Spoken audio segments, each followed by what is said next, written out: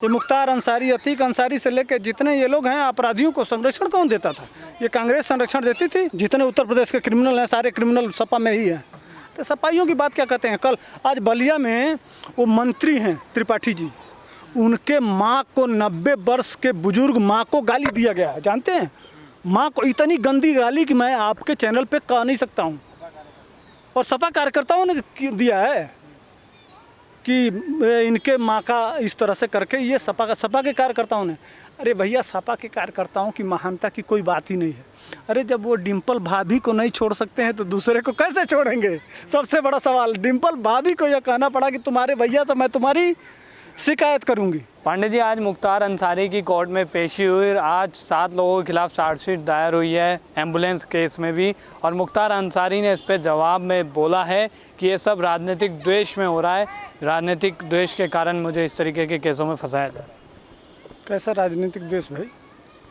Videos नहीं है, photo नहीं है, किस तरह से गाड़ी के ऊपर बैठ के और मऊ दंगे में क्या क्या किया जा रहा था। यही मुख्यमंत्री, यही योगी जी ही थे कि जाके सारे भाजपा के लोग अंदर घुस गए थे, यह कहते हुए मुझे शर्म थी, कोई झिझक नहीं है। सारे लोगों से कहा गया, कोई नहीं गया। योगी जी 4 गाड़ी लेके और निकल गए। सब लोगों को बुलाए लेकिन कोई नहीं गया, और जाके अकेले मुकाबला किया। वहाँ मार दिए गए होते लेकिन बच गए। तो वो योगी जी नहीं देखे हैं? नित्यानंद की हत्या किसने की? ऑडियो किसका है? ऑडियो में आवाज़ किसकी है?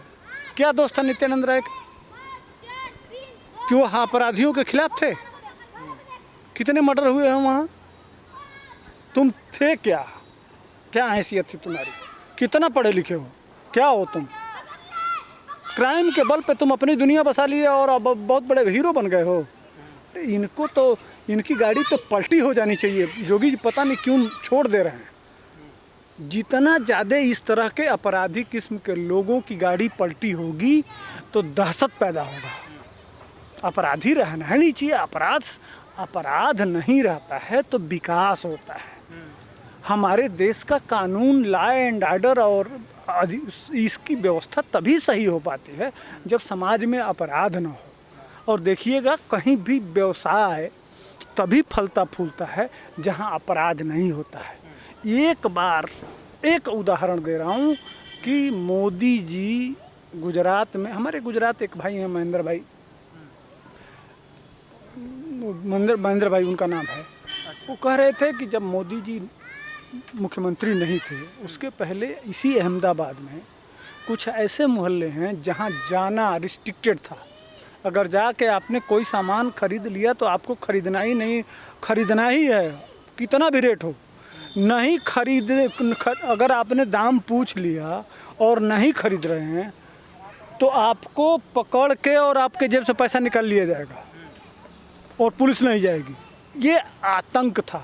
और थोड़ा अगर आपने झिझक किया तो आपको चाकू मार दिया जाएगा। ये कंडीशन था। आए दिन हर हफ्ते वहाँ दंगा, हर हफ्ते दंगा। इसलिए कि भाई कोई किसी का बच्चा चला गया और किसी के साथ चाकू मार के दिया तो स्वाभाविक रिएक्शन होगा तो विवाद हो जाता था दोनों पक्षों में। यह आए दिन होता था। एक बार हुआ, जो कहते हैं ओवैसी के भाई ने, कि 15 मिनट के लिए पुलिस हटा लीजिए, तो मोदी जी ने पुलिस हटा लिया 15 मिनट के लिए। 15 मिनट के लिए पुलिस हटाए, उसके बाद से आज तक दंगा नहीं हुआ। उसी तरह से अगर देश को सही ढंग से विकास के तरफ ले जाना है तो इन अपराधियों के साथ वही काम करना पड़ेगा, इन जिहादियों के साथ वही काम करना पड़ेगा। दूषित मानसिकता, विकृत मानसिकता समाज में जो इस तरह का कुकर्म करते हैं, अपराध करते हैं, बलात्कार करते हैं, हिंसा करते हैं, इनके लिए समाज में कोई जगह नहीं है।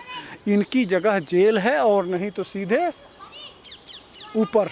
लेकिन पांडे जी, सवाल ये आ रहा है कि इस तरीके की एम्बुलेंस हॉस्पिटल से ख़रीद लेना, और वो भी बुलेट प्रूफ एम्बुलेंस, उसका क्या इस्तेमाल करते थे? क्यों ऐसे ये खरीदी गई? क्या इनके पीछे वजह थी?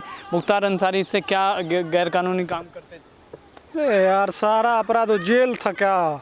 जहाँ वो जेल में, इसके पहले दूसरी सरकारों में वो क्यों पंजाब क्यों रखा गया? वो 5 स्टार होटल की सुविधा, उसमें 5-5 मोबाइल, रोज़ सिम बदल देना, और अपराध का सारा नेटवर्क और सारा सिस्टम वहीं से चलता था।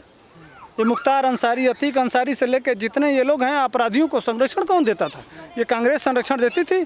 कौन लेके गया? पंजाब जाने की क्या जरूरत थी? कितना अपराध किया हो पंजाब में? सारा मुकदमा जब पंजीकृत है उत्तर प्रदेश में, उसका मुकदमा पंजीकृत है बिहार में, तो उस अपराधी को पंजाब ले जाने की क्या ज़रूरत थी? लेकिन अब माल का खेल है, बिका हुआ तो भले कुछ भी कहिए, बिका हुआ सुप्रीम कोर्ट और नीचे का कोर्ट। अरे क्या कहिएगा यार, जज साहब अपनी कुर्सी पर बैठे हुए हैं और अर्दली पैसा ले रहा है, कहाँ से भ्रष्टाचार जाएगा? जज साहब अपनी कुर्सी पर बैठे हुए हैं और पेशकार साहब जो डेट देते हैं और डेट देने का पैसा लेते हैं कि नहीं? चलिए मैं दिखाता हूँ कैमरा लेके, ऑन कैमरा किसी कोर्ट में चलिए, सिस्टम में है, जज साहब ऊपर बैठे हैं, नीचे पैसा लिया जा रहा है। उसी कमजोरी का फ़ायदा ये अपराधी उठाते हैं। लेकिन आपको लगता है कि इससे यूपी चुनाव में अगर मुख्तार अंसारी पे और कड़ी कार्रवाई यूपी पुलिस और यूपी की सरकार करती है तो ये यूपी में बीजेपी को फ़ायदा देगा? अरे वैसे कमर टूट गई है, मुख्तार अंसारी और उनके भाई जो सांसद हैं उनका कोई मतलब नहीं रहा है, नेक्सस टूट गया है। योगी जी ने पूरा तोड़ ताड़ के जितने भी लोग थे सबको जेल के अंदर और नहीं तो ऊपर, ये काम तो हो चुका है। अब मुख्तार अंसारी का कोई मतलब नहीं है। वो टीवी कौन सी टीवी मांग रहे हैं? वो बीमारी वाली टीवी कि देखने वाली टीवी? देखने वाली टीवी। हम समझे बीमारी वाली टीवी आपको अकेला महसूस कर रहे हैं? नहीं तो अकेले तो उनको तो मिल ही जाएगा, अकेले रहें अपने आप टीवी हो जाएगा और भगवान को शहीद हो जाएंगे। उनके लिए इस टीवी की ज़रूरत नहीं है। टीवी देख के वो मनोरंजन करना चाहते हैं। किस बात का मनोरंजन भाई? बहुत AK-47 चलाए हैं। जिन औरतें विधवा हो गई हैं, जिन बच्चों के बाप सर से बाप का साया उजड़ गया है, जिन बुजुर्गों की बुढ़ौती की लाठी चली गई है, जिन बहनों के शादी होने का सपना टूट गया है, किसके वजह से? जो सैकड़ों आदमियों के हत्या का वांछित अपराधी है, वो सैकड़ों लोग जो मारे गए हैं, उनके परिवार से जाके एक बार पूछिए कि इनको मुख्तार अंसारी को टीवी मिलना चाहिए, मुख्तार अंसारी को वह सुविधा मिलना चाहिए। उनके घरों में यह सुविधा है क्या? सवाल ये बनता है कि जिनके घरों में इनके बंदूक से निकली हुई गोलियों के वजह से लोग आज मर गए हैं, उनके घरों में टीवी है क्या? वह किस हाल में है कि इनको दिया जाए? भाई इस तरह के काम अगर 50 घर, 100 घर, 150 घर तुम सुखी बनाए होते तो बताइए, और बनाए भी होगे तो तुमने अपराध से 2 नंबर का पैसा कमा के और बनाए हो। 1 नंबर से कोई सेवा करके थोड़े, कोई चंदा मांग के थोड़ा किए हो। तो पांडे जी, अब जिस तरीके से यूपी के 2022 के चुनाव आने वाले हैं, बयानबाजी तेज हो गई है। कल परसों ग्राम पंचायत चुनाव के जब नतीजे आए उसके बाद अखिलेश यादव ने भी बयान दे दिया कि ये बदरंग सत्ता है। बदरंग सत्ता है। इसके पहले वो कैसे जीते थे? अखिलेश यादव बताएंगे। अब अखिलेश यादव भ्रष्टाचार पे बात करेंगे। अभी घोटाले में पकड़े गए हैं गोमती रिवर फ्रंट में, और उसी पैसे को उठा के और होटल बनाए हैं। और समाजवादी पार्टी में सबसे ज़्यादा गुंडा किस पार्टी में है? मैं नाम गिनाऊँ, लाइन से उठाऊँगा, कुशीनगर से लेके और लखनऊ तक चलाऊँगा। जितने उत्तर प्रदेश के क्रिमिनल हैं सारे क्रिमिनल सपा में ही हैं। तो सपाइयों की बात क्या कहते हैं? कल आज बलिया में वो मंत्री हैं त्रिपाठी जी, उनके माँ को 90 वर्ष के बुजुर्ग माँ को गाली दिया गया है। जानते हैं? माँ को इतनी गंदी गाली कि मैं आपके चैनल पे कह नहीं सकता हूँ। और सपा कार्यकर्ताओं ने दिया है कि इनके माँ का इस तरह से करके, ये सपा के कार्यकर्ताओं ने। अरे भैया, सपा के कार्यकर्ताओं की महानता की कोई बात ही नहीं है। अरे जब वो डिम्पल भाभी को नहीं छोड़ सकते हैं तो दूसरे को कैसे छोड़ेंगे? सबसे बड़ा सवाल डिम्पल भाभी को यह कहना पड़ा कि तुम्हारे भैया से मैं तुम्हारी शिकायत करूंगी।